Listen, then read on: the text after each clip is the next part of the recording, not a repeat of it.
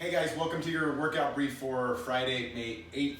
Today we're going to do some rowing repeats, or if you don't have a rowing machine or access to one, you can do some running repeats. Sorry, it's a little hot, but that's all we got. So we're going to start your warm-up with either a 500-meter row or a 400-meter run if you don't have one. And then we're going to continue on with some Spider-Man lunges.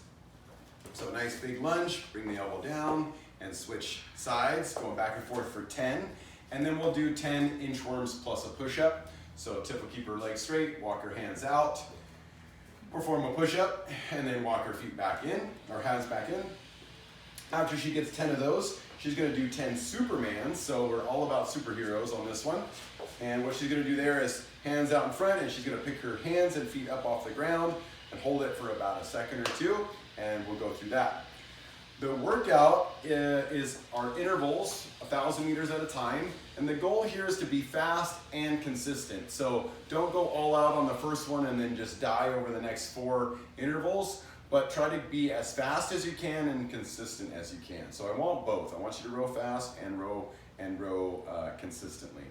A good rule of thumb or way to maybe attack the workout would be to see what your 5K row time is, and then try to be a few seconds faster on your pace than your overall 5K row time. So if I could row a 20-minute 5K, my 200-meter pace, or my 500-meter pace on that is 2 minutes per 1,000. I'm gonna try to row my 1,000-meter repeats at about 155 or 157, something like that, and try to hold those on across all of them.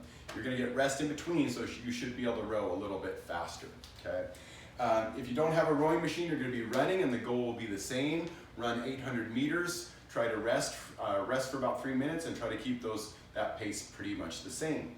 I'm going to have Tiff step on the rowing machine, or sit on the rowing machine. We'll talk a little bit about technique. Of course, your feet are strapped in. The balls of your feet should be on the foot pad. And what I want you to see here is a sequence of events. She's going to be leaning forward as she drives, and once she extends her legs, she's going to open her hips and lean back and then pull with her arms and then reverse the process. Sending her arms out, leaning forward, and then coming back in.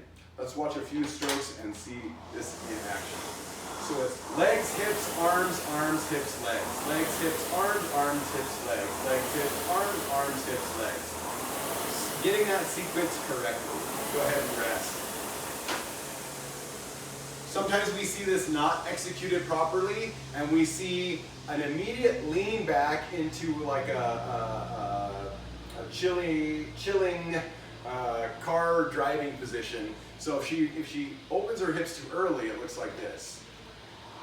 And then she's got nothing at the end, right? She's just kind of like low riding through her workout.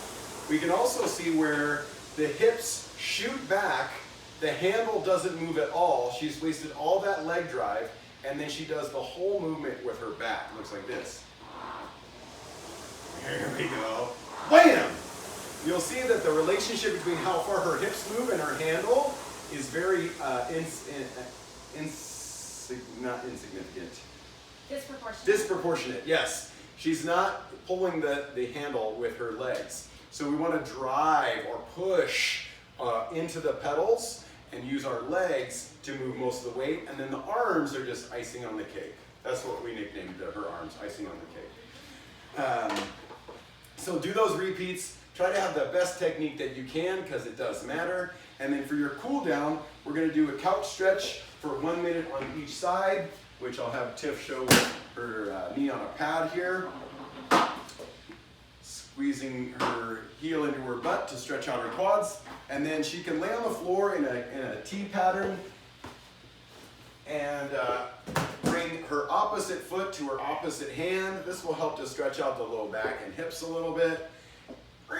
Going back and forth for about 10 reps on each side, and finish it all up with a child's pose. So knees on the floor, reaching out in front, stretching out the shoulders a little bit. So I hope you guys enjoy the interval workout, the repeats, and this is a good opportunity to work on your overall conditioning, but also being smart about how you attack longer workouts and not just going for broke and hoping that you make it through to the end. That's all we got for you for Friday. We'll see you on Saturday for a partner workout. Hope you enjoy.